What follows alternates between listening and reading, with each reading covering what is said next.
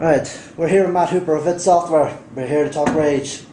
So, last week there was a report going about saying the game was about 15 hours. So, is that the case? How long would you say is the game? You know, that's a tough question. It seems odd for me to say this, but we really don't know. There's two things that affect that, right? We're still looking for opportunities, so we're exploring things.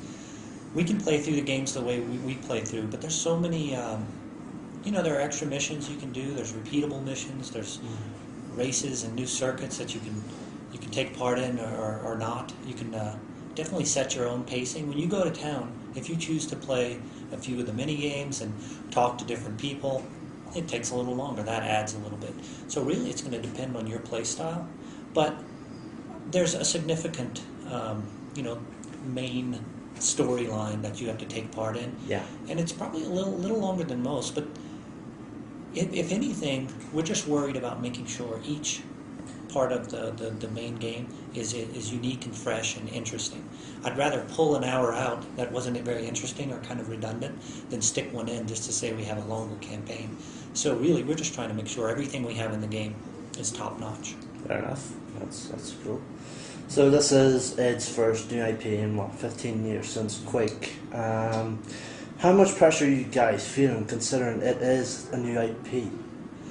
There's a little bit of pressure, but for us as developers, it's really about us trying to make a game that we want to make. It is a new IP, so we have an excuse to do all sorts of new things. There's new story, there's new technology. We've added a lot of different elements like vehicles and offhand, things like wing sticks and engineering items. There's a lot there, but really, that's the exciting part, right? And we're always trying to please ourselves first, and we know if we do that, we have a lot of talented people. We have, John Carmack making the technology. If we get that right, we think there'll be an audience for it. So the pressure is more always on as a developer. We're always trying to kind of outdo ourselves, but it's less of an external pressure and more pressure we put on ourselves just to deliver. Okay. You guys finally announced here the multiplayer. It's been talked about since, the reveal back in 2007, but it's never been shown until now.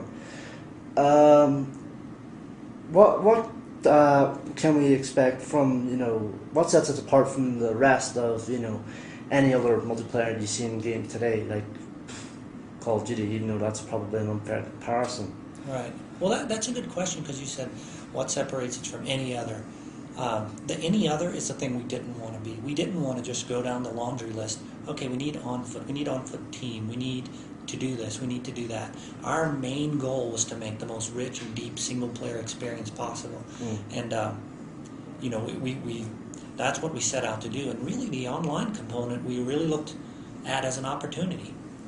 We know people will listen. It's like, what? You don't have on-foot combat. But once you sit down and think about it, trust me, there's plenty of entertainment for the dollar that we have in the single player. And these two opportunities we took just made sense. You playing with a buddy, doing the same cool things you do in single player, that made sense. I want to sit on a couch and play with my buddy, and so we have split screen co-op. I want to play with somebody, down the street, so we have that online component where you're battling it out. We wanted to keep the fiction in there. We wanted to be able to use the tools. So we worked hard on that, and we felt really good. We tried the co-op. We liked it. We want to offer it. That's a plus. The vehicle thing, there's no real parallels, so that automatically sets it apart. Yeah. There's some older games, and I think maybe some new that are going to try something, but ours is really uniquely Rage. We looked at it as, wouldn't it be cool if I could jump in the vehicle and battle it out against 5 other guys, or battle it out against some number of other guys? So we got that working technically. We jumped in. We kind of liked it. We iterated on the goals. We made it a little more forward-focusing with the rally points. We tried it, we liked it, we tried 12 cars, we tried 4 cars, we settled on 6, we made these cool environments. There's a lot of depth there, there's progressive unlocks. Since we like it, we think there'll be an audience for it. And again, because it's so fresh and new, it's not just, the laundry checklist. Yeah. We tried it, we liked it, we're going to put it in the game. So we think those two things really add something to the whole Rage experience. Okay. What kind of variations can we expect from Rage Combat Rally? Well, that's one of the things you would think at this point in the project we'd have everything nailed down, but we're still exploring different things. And again, we tried. If it doesn't work for us, we're not going to put it in. We're not just going to put it in to have another feature or another bullet point. We want to make sure it's right. And with vehicles, that's particularly difficult because, again, there are no parallels. Nobody else does this. This is different. So we have to kind of try a lot of different things. So we have, the rally mode that we demoed. Then we also have team-based rally mode. So it's, 3 on one team, 3 on the other, and we'll try different things there. That's kind of worked out nicely. Then we have some takes that we're not going to announce it just yet, but we're probably trying between 6 and 10 other different modes, and we'll end up with a few. There'll be a few compelling modes that we think work best. Okay. So you've mentioned that 6 is the target you're looking for in terms of combat rally, players. Is that something you are sticking with for now, or you're looking to increase before September? Well, again, we tried. I think technically we could accommodate a few more vehicles, but with the type of real estate we're trying to cover and the type of game modes, 6 feels about right. I think we'd be able to. We want players to jump in, get online, get in a 6-player match, have fun. The maps are kind of tailored for that. I think we're pretty well settled at 6. I think that works well. Okay. I'm pretty sure he did. I know, as John said at QuakeCon, they expect another iOS spin-off in the game before it launches. Can you tell us anything about that at all before? Well, we do have a team that their whole focus is working on that. John is really proud of that, and he likes doing that. Yeah. It does make sense. We haven't made any firm commitment on winter release, but there will be another Rage title on the iOS. Okay. Awesome. For the record, I liked Mutant Bash TV. I loved playing it on the iPad. It was amazing. Speaking of Mutant Bash TV, I thought the co-op level we played yesterday was pretty amazing. Could we see new Mutant Bash themed challenges as DLC? Yeah, definitely. One of the things, my whole goal with DLC and us as a team, we've kind of adopted this, is we're getting close to the end of the game. People are getting their hands on it. What they want, that's what we want to give them more of. So we're not going to. We want to make sure we deliver on our entire campaign, not pull anything back and put it in as DLC. So we're getting close to having that done. Now that people are exposed to it, we're starting to look for, hey, people like this, let's give them more of it. So Bash would be a logical way to go. It's kind of uniquely Rage, and people seem to like it. So that could be something that we push in DLC. What about other variants of DLC, like story or weapons? Yeah, we have a bunch of different ideas, but again, we want to make sure it's what people want. If people really gravitate toward the engineering items or the ammo types, or they want more of one thing, or they love Bash TV, or they like the racing circuits, then we want to deliver on that. Instead of giving people what we think they want, we want to give them what they actually want. Yeah, fair enough. Pete told me, phone interview back in January, that a demo was very unlikely, yet Todd Hollinshed said back at QuakeCon about 2 years ago that it could be a PC and Mac demo. Is that something you're still looking at, or?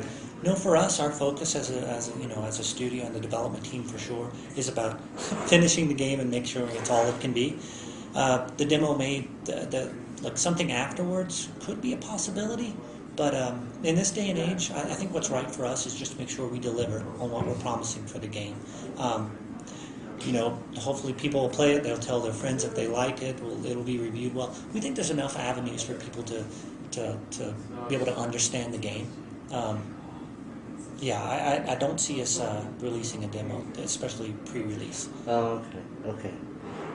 So what have you guys done with id Tech 5 with Rage that just wasn't possible with Tech 4? Well, the biggest thing is being able to run. There's 2 things. Everybody asks me about tech, and I always break it down into 2 things as a designer or as a gamer. How good does it look and how fast does it run? Because really, that's all that matters. All the numbers and things, it doesn't make any sense to me. But we think we reached a pretty high visual fidelity, and we can run at 60 frames a second on all the platforms. Mm-hmm. That kind of responsiveness, that's what we wanted with Rage. There's give and takes on that. You sacrifice a little to be able to do that. Mm-hmm. But that's something we couldn't do with the previous technology. It would have to be modified a lot to be able to run at 60 hertz. So that's the biggest thing, is that fundamental control and feedback of a shooter. We wanted the 60 hertz shooter. Okay. So finally, what are your thoughts on 3D? Is it something you'd like to work with Rage or Doom 4 maybe even? What's the question? What are your thoughts on 3D? Is it just something you'd like to work with on Rage or maybe even Doom 4?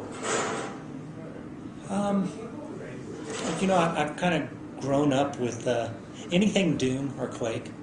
I'd love to be a part of because that's just my whole background is around those games. That's how I got my start in the industry. And obviously, it's going to be the whole. So you specifically want to know about the 3D, right? Yeah. That's more of a John question. I mean, he's the leader of the technology. He pushes that. Excuse me. This is what camera? What's that? Camera? I'm not sure who that's for.